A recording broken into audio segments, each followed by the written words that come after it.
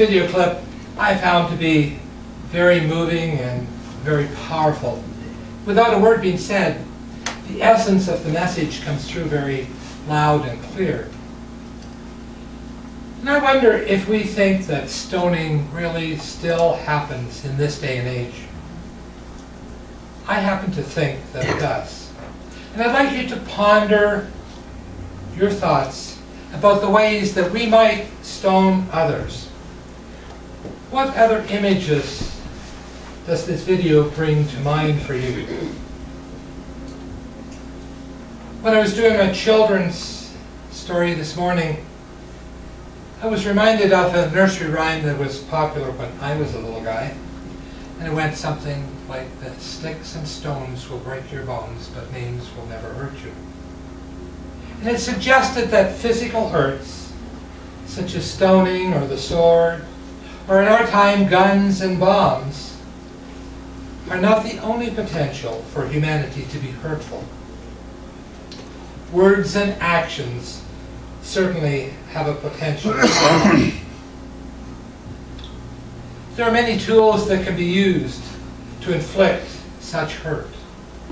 Our voice, the pen, computers, newspapers, televisions are just some of the ways that we can witness to hurtful actions of others. We as a people have a great ability to be bullies. This morning I want us to acknowledge that bullying and hurt is well within the realm of each and every one of us. The unfortunate and the sad part of this reality is that we frequently do not realize that this is the result of our actions or our words. Sometimes we may not always realize this. Sometimes we may even believe that this hurt is our right, possibly even our responsibility. We need to reflect upon this clip and the message that we can take from it. There are some pictures on the screen right now, and they bring us a message as well. First, in the upper right-hand corner, we see a picture of a hand holding some rocks. And I believe that these rocks could very easily be reflective of and symbolic of the potential for hurt that is contained within each and every one of us. And we need to acknowledge that we all have the ability to inflict hurt on others. The picture in the lower left-hand corner depicting Jesus kneeling with the woman as he draws in the dirt leads us to reflect that as Christians, Jesus calls us to draw our lives to him and to stand up for that which we believe. Support those being hurt by others and acknowledge the hurt potentials in any or all of our actions. And the picture above it reflects how, like Jesus in the picture, we are called to extend a hand up, not a hand out, but a hand up to others who are being really hurt by whatever is the cause of that hurt. And I hope that you can see in this picture the beautiful eyes of this woman as she looks upon the face of Jesus and reflects the love of Jesus even in the midst of her great pain. Doesn't Jesus have that ability to bring us to love even in the pain of our experiences? This love reflects we, like Jesus, need to stand side by side and acknowledge the hurts that are often experienced by others. Hurts that often become our hurts as well. We are called not to judge, lest we be judged. Jesus, in these pictures, is reflecting that he stands with, not over, but as an equal to those who are experiencing hurt, and is sharing their pain. He is one who provides leadership, comfort, and support. You may recall last week our message was about solidarity. And Jesus here, I think, is reflecting solidarity with this broken woman, with all broken people everywhere. The solidarity that is the hope of healing and wholeness for the broken other. We are called to be and do the same. Now I want you to look closely at this last picture. Notice the clothing of the men standing off in the distance if you can.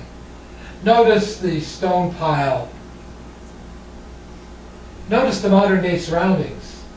See the hydro poles and the electrical wires? This is a picture of a modern day stoning sanctioned by many current day Middle East countries. In fact, some places it's demanded by law. The picture depicts a recent stoning of a young woman, an action that still exists in some areas of the world today. We may not physically stone people any longer in our culture, but I need you to think about ways that we can metaphorically or symbolically stone others. Today, I want to share with you a story. It's a true story, so the names in the story have been changed by necessity. Marai is a young mother experiencing some difficult times, and Christmas is looming. She is destitute. Her long-term relationship with Joey has gone through some really turbulent times, and she now finds herself on her own. Joey has lost his job, and this difficulty has affected their relationship. Mary finds herself now to be on her own. They have a young daughter, and a week or so before Christmas, their second child was born. No money, no food, no family, no partner. Her support system is gone. She turns to the social support networks of her community. However, their support and the resources are limited. And the food banks, they provide some of the basic needs. Christmas is not going to be a joyful time for Mary. The youth ministry program leadership team in a very small congregation of a local church annually supports a family in need. And this year, they got referenced from this agency that Mary belongs to. And this year, they were provided with a very brief profile of the family they were going to support. A woman, young, now single, a 2-year-old, and at the time the profile was put together, was expecting her second child. She had no money, she had no food, no support, and was very fearful of a bleak Christmas for her children. Well, as usual, this faith community rallies and it puts together a large hamper with food, with clothing, with teddy bears, with toys for the children, beautiful gifts from the shared abundance of people who recognize their privilege, and they want to share it with others.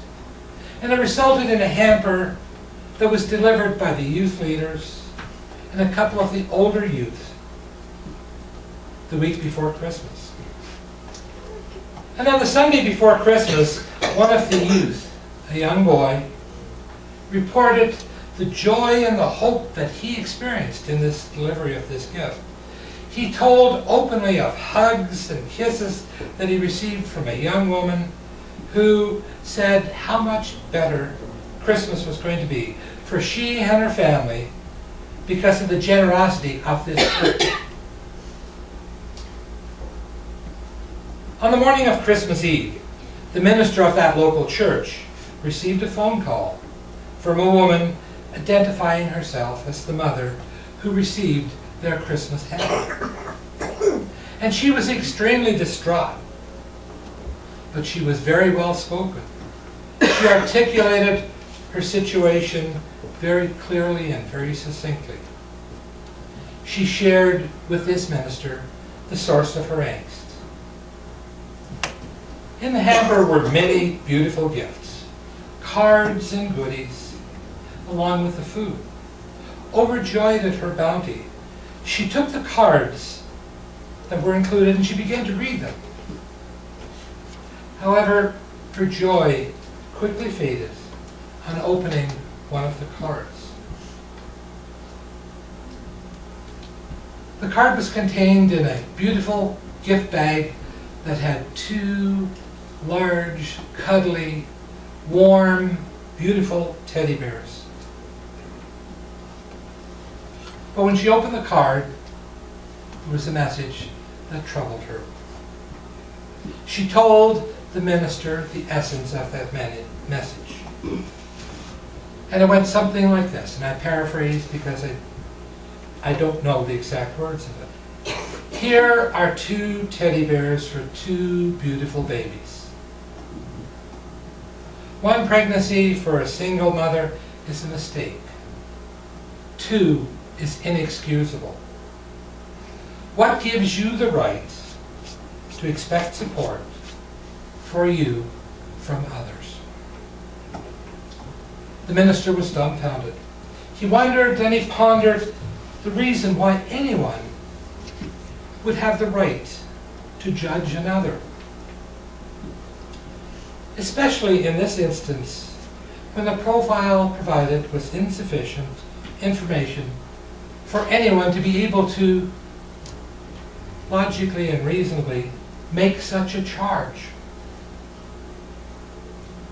He pondered and he wondered how this mother was judging his faith community. His thinking was, don't we all have challenges that invade our lives? Challenges that would have the potential to open us to judgment. What right does anyone have to judge another, was his thought. Okay, you may ask, and rightfully so, you may ask, how do I, John Fraser, know that this is a true story? Well, it's a true story because I was the minister who received that call. And this was the faith community that provided the Christmas hamper of the story. Most of the details about the mother resulted from my conversation with her. The social agency has verified with me, I called them later on Christmas Eve, they verified that they had a copy of the message and the card that she told me about. So I ask you, who among us has the right to throw that first stone? Are there not a number of us in this community who could say we've had similar experiences? Sandy Cameron has some thoughts that she would like to share with us on how she dealt with this experience. Sandy?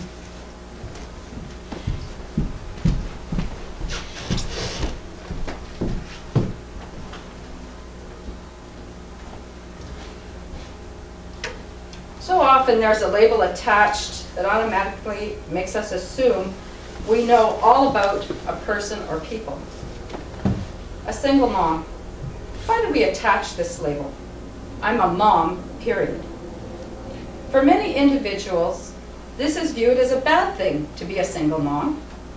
I often heard, as an explanation for behaviors or attitudes, well, you know, he, she comes from a single mom home.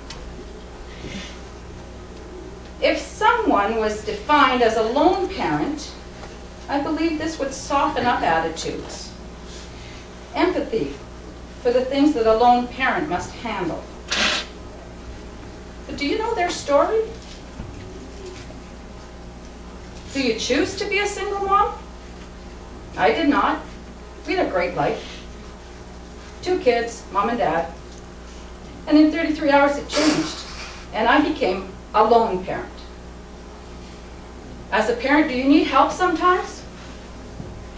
We all need help, even if you're not a lone parent.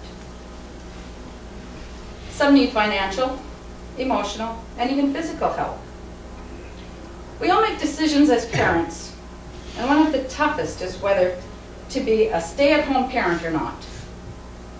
This is a very personal, difficult decision and causes a lot of anxiety either way. The benefits of being home over the benefits of income.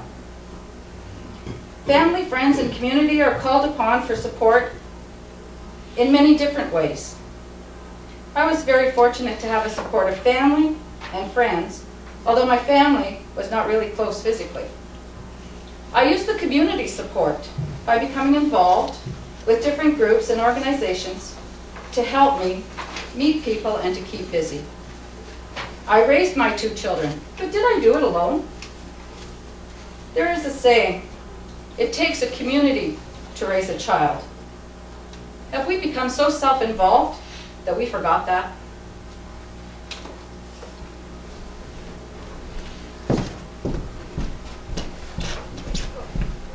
Thank you, Sandy.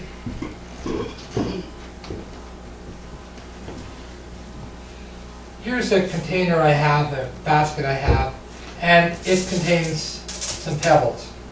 I'm going to pass them around, and I invite you to take one of these pebbles.